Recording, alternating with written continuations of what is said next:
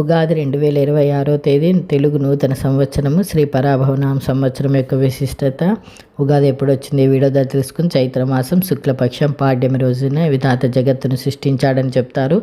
మహావిష్ణువు మత్స్యావతారం ధరించి వేదాలను తస్కరించిన సోమకుడిని సంహరించి ఆ వేదాలను తిరిగి బ్రహ్మదేవుడికి అప్పగించిన సందర్భంగా ఉగాది పండుగ ఆచరణలోకి వచ్చిందని ఒక పురాణ ప్రతీతి.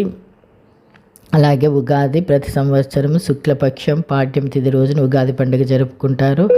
అయితే ఉగాది అంటే యుగానికి ఆరంభం, యుగము ప్లస్ ఆది ఉగాది. ఉగాది కాస్త కాలక్రమేణా ఉగాదిగా మారింది. అలాగే ఒక్కో ఏడాదిలో వచ్చే ఉగాదిని ఒక్కో పేరుతో పిలుస్తారు. ఏ ఏడాది అంటే విశ్వావసనామ సంవత్సరం 18వ తేదీ ముగుస్తుంది, 19వ తేదీ పండుగ నుంచి పరాభవనామ సంవత్సరము ప్రారంభమవుతుంది. ఇక పాడ్యమి తిథి 2007 మార్చి 19 గురువారం 6:53 గంటలకు ప్రారంభమవుతుంది. మరుసటి రోజు మార్చి 20వ తేదీ ఉదయం 4:52 గంటలకి ముగుస్తుంది. ఈరోజు పంచాంగ శ్రవణం ఉంటుంది. అలాగే గ్రహస్థితులు, పాడి పంటలు, రాశిఫలాలు, ఆదాయ వ్యయాలు, కొత్త ఏడాది అనుకూలతలు, ప్రతి వర్షం వంటి భవిష్యత్తుకు సంబంధించిన అంచనాలను వేసుకుంటారు. ఉగా అంటే నక్షత్రం కాబట్టి నక్షత్ర గమనానికి అది ఉగాది అని, సృష్టి ఆరంభమైన దినమగే ఉగాదిగా జరుపుకుంటారు. అయితే ఉత్తరాయణ దక్షిణ దయ సంయుతం యుగం, ఆ యుగానికి ఆది యుగాది, కాలక్రమేణా అది యుగాదిగా స్థిరపడింది.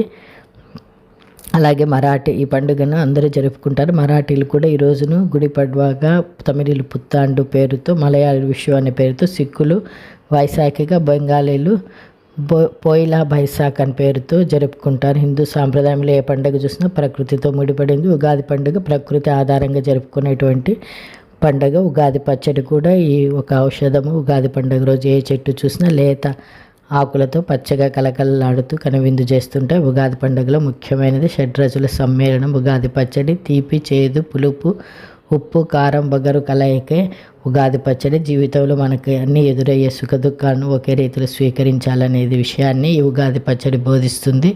అంతేకాకుండా ఉగాది పచ్చడిలో వేసే బెల్లం ఆనందానికి, పచ్చిమిర్చి కష్టానికి, వేపపు విషాదానికి, మామిడి మాధుర్యానికి, ఉప్పు భయానికి, చింతపండు ఆరోగ్యానికి ప్రతీకలుగా చెప్తారు. ఈ ఉగాది పచ్చడి దివ్య ఔషధం అంటే అతిశయోక్తి కాదు. ఈ వేసవి తాపాన్ని తగ్గించడమే కాకుండా వాతావరణ మార్పుల్లో వచ్చే రోగాలను సైతం దూరం చేస్తుంది నమ్మకం.